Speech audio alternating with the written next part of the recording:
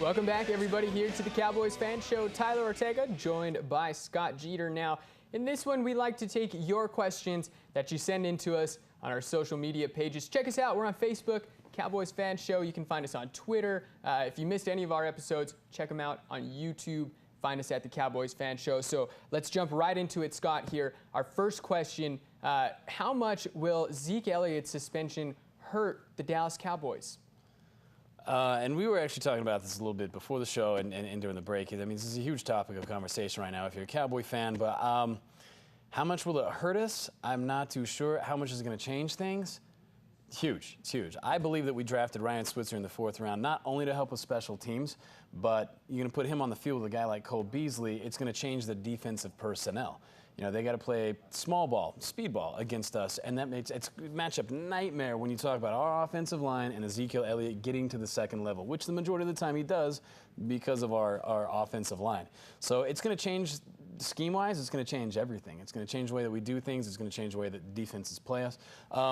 How much is going to hurt this team? I'm not sure. Darren McFadden's running for 7 yards a carry in the offseason. Like I said, last time he was a starter in 10 games, he went for over 1,000 yards. So, I mean, we're lucky because not only do we have Darren McFadden, Alfred Morris is decent. I mean, as far as a role player goes, I don't trust his pass protection. He can't catch any passes. But Rod Smith, Keith Smith, solid players. So we've got guys that can get in there and that can cover for him. Just, you know, you don't want him covering for him for an extended period of time.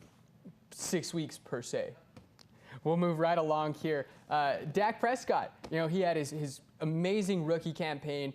You know, we saw where he took the Cowboys to the highs and the lows that he took them to last year. Not very many lows, we've got to say. So a lot of highs there from Dak last year. Now, one thing that we tend to see is a trend with these young NFL quarterbacks, specifically the ones that come out and just blaze it up in their freshman year, their rookie year there. Will Dak be having a sophomore slump? Now, the teams are going to have more film on him. They're going to know, you know, more so his weaknesses and his strengths.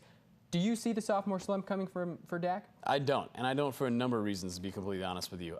Sophomore slump usually happens because offensive coordinators they'll kind of cater to rookie quarterbacks in that first season. You know, safe throws, short, intermediate throws, things like that. Dak Prescott was airing that sucker out in his first season. Not only that, he had all that pressure. Everybody was talking about Tony Romo. Is he coming back? Who's the starting quarterback for this team? That's a lot of pressure, especially when you're a rookie. Dak Prescott's also looking phenomenal in preseason right now. So I don't believe he has a sophomore slump. I don't think that scheme-wise they're going to give him a bunch more responsibility that's going to make him play differently, which is why a lot of the other quarterbacks had the sophomore slump. So, okay, let's try and air it out now. And no, he's already been through that. He's gone through everything. There's been a ton of pressure on this kid, and he handled it phenomenally last year. I mean, he had one of the better rookie seasons in NFL history. I think that trend continues this year, and I think he only gets better. Yeah, I mean, when you look at this Cowboys team, with or without Zeke Elliott, Dak doesn't have to do too much. No. And I think that was the problem with a lot of those quarterbacks that we've seen, like RG3 per se. Mm-hmm. You know, he just came out, tore it up in his first year. Second year, not so hot. You know, another guy that you can almost say that to is Andrew Luck.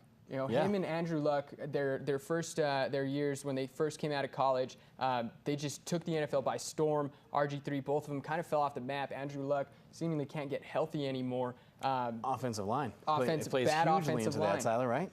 Yeah, that's a bad offensive line. So I really don't see Dak having that slump either. I don't either. Yeah, and both those guys you mentioned, I mean, they were just getting the tar beat out of them. I mean, you even look at, you're going way back in the day, like Derek Carr in Houston. I mean, just getting the tar kicked out of them. We're protecting this kid.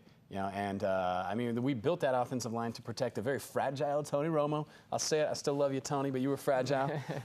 And so I just don't see that happening here. So we've covered the offensive side of the ball. Now let's move on to the defensive side of the ball, Scott. I want to know, which defensive youngster do you think steps up the most this year? We got Taco We got Jalen, we got Chidobe Awuzie, Jordan Lewis, Xavier Woods. They didn't see the field a whole lot, but you never know with injuries nowadays in today's game. Which one do you think has the biggest impact on this defense this year? I'm going to go with Jalen Smith, and that's just because I think Taco is going to be a situational player. I mean, we're going to have a heavy rotation on that D-line, so I think that he's going to come in a lot for like a lot of nickel. I think that he's going to just straight come after the quarterback, to be honest with you. I think Jalen's going to see a lot of playing time, especially with the injury to Anthony Hitchens. So if we're talking about whose number is going to get called a lot more often, it's going to be Jalen Smith. He's going to have a lot more opportunity, and he's quite possibly the most athletic defender on that field, even if he's not 100% yet.